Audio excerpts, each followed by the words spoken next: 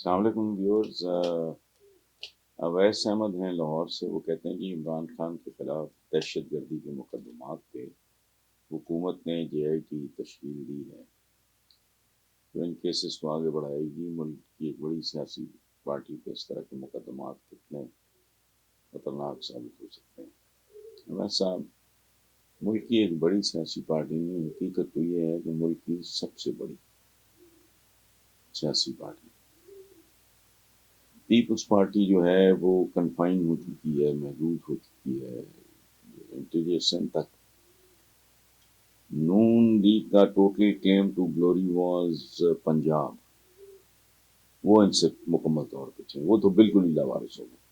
میں کہا کرتا تھا کہ جی وہ مرحومہ مغفورہ پیپلز پارٹی، تو وہ تو قومے میں ہے، لیکن یہ تو باقاعدہ فوت ہو چکے ہیں. ان کا تو سر پیری بیچاروں کو کوئی نہیں رہ گیا.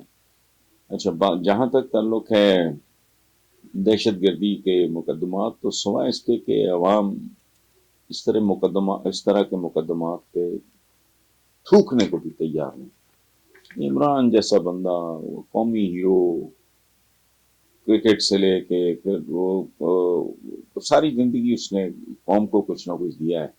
ان میں سے ایک بندہ بھی ایسا نہیں ہے جس نے سیاست میں ڈائریکٹ آ کے لوٹ مارنا کی ہو. جبکہ عمران کی ساری تاریخ، جو اس کی ساری زندگی میں ایک مقدمہ نہیں. اس نے جب پاکستان کے مچھندروں کو، میفیاز کو للکارا ہے، تو میرا خیال اب تو 100 مقدمے ہو گئے.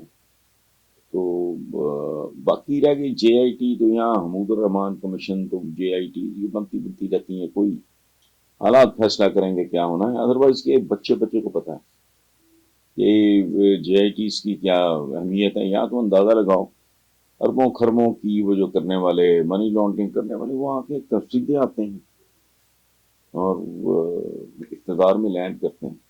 یہاں بیسیکلی کسی چیز کی، انفارچونیٹلی کسی ادارے کی کوئی کریڈیبلٹی نہیں رہ گئی. تو باقی دیکھتے ہیں. میں ذاتی طور پہ میں تو اس پوزیشن میں نہیں ہوں کہ میں کوئی چیز پروڈکٹ کر سکوں، بیکاز دنیا کا جو موسٹ انپروڈکٹیبل ملک ہے ہمارا یہ جو اسلامی جمہوریہ پاکستان ہے، ان میں سے ایک. اس کے نام میں جھوٹ ہے. کیا یہ اسلامی ہے؟ دیانتداری سے بتائیں. حکمرانوں پہ تو لعنت بھیجیں آپ، سیاستدانوں پہ گولی. ہم خود کیا ہیں؟ نہیں، یہ اسلامی جمہوریہ پاکستان ہو اور رمضان میں ذخیرہ اندوزی کے نتیجے میں مہنگائی بڑھا دی ہے. ایک تو مہنگائی ہے نا جو اوپر سے آئی ہے، ملک کی اکانومی. ایک وہ ہے جو ہم ایک دوسرے کی گردنیں کاٹ رہے ہیں. تو اسلامی ہے جو جمہوریت نام کی چیز کوئی نہیں ہے. نہ اس سارے کھیل میں جمہور یعنی عوام کا کوئی تعلق ہے، نہ کوئی لینا دینا ہے.